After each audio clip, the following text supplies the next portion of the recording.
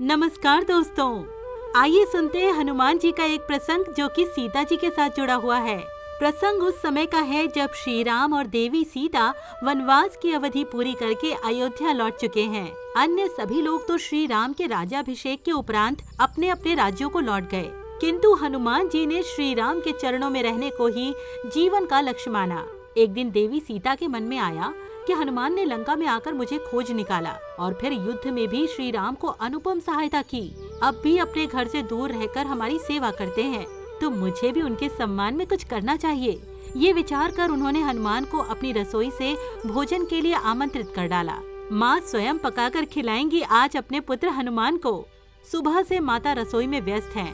हर प्रकार से हनुमान जी के पसंद के भोजन पकाए जा रहे हैं।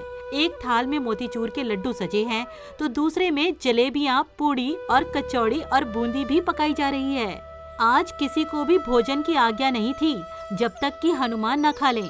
प्रभु राम, लक्ष्मण, भरत और शत्रुघ्न सभी प्रतीक्षा में थे कि कब हनुमान भोजन के लिए आएं और कब हमारी भी पेट पूजा हो। दोपहर हुई और निमंत्रण के समय पवन पुत्र का आगमन हुआ। बड़े शौक से आकर माता की चरण वंदना की और अनुमति पाकर आसन पर विराजे।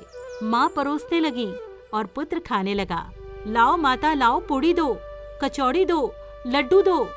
हनुमान मांग मांग कर खा रहे थे और माता रीझ कर खिला रही थी। थाल के थाल सफाचट होते जा रहे थे, पर हनुमान की तृप्ति ही नहीं हो रही थी।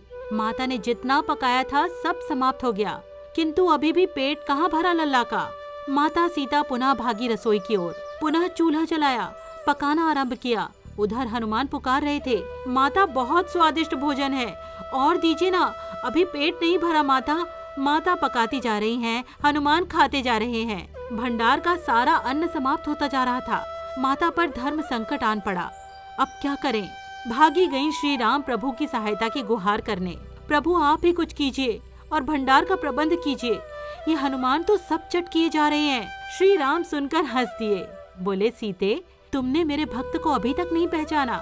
उसका पेट इन सब से भरने वाला नहीं, उसे तो कुछ और चाहिए। देवी ने पूछा, क्या है वो वस्तु जो मेरे हनुमान लल्ला को तृप्ति देगी? राम जी बोले, चलो मेरे संग। मंदिर में ले गए। वहाँ तुलसी माँ विराजित थी।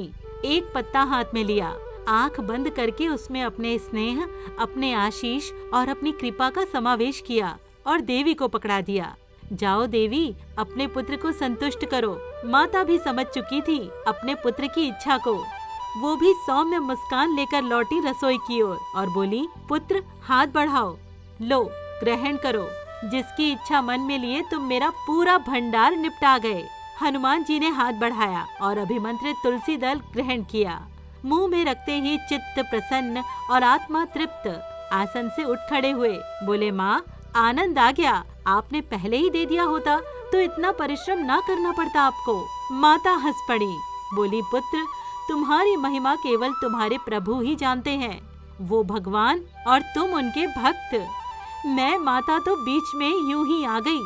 हनुमान ने चरणों में प्रणाम किया और बोले, माँ आप बीच में हो तो ही तो प्रसाद मिला है आज मुझे आपके श्रीकर से। माता के नैनों में आनंद के अश्रु चमक गए और मुख से अपार आशीष अपने हनुमान लल्ला के लिए। दोस्तों, कैसी लगी आपको ये कहानी? जरूर बताएं। नमस्कार।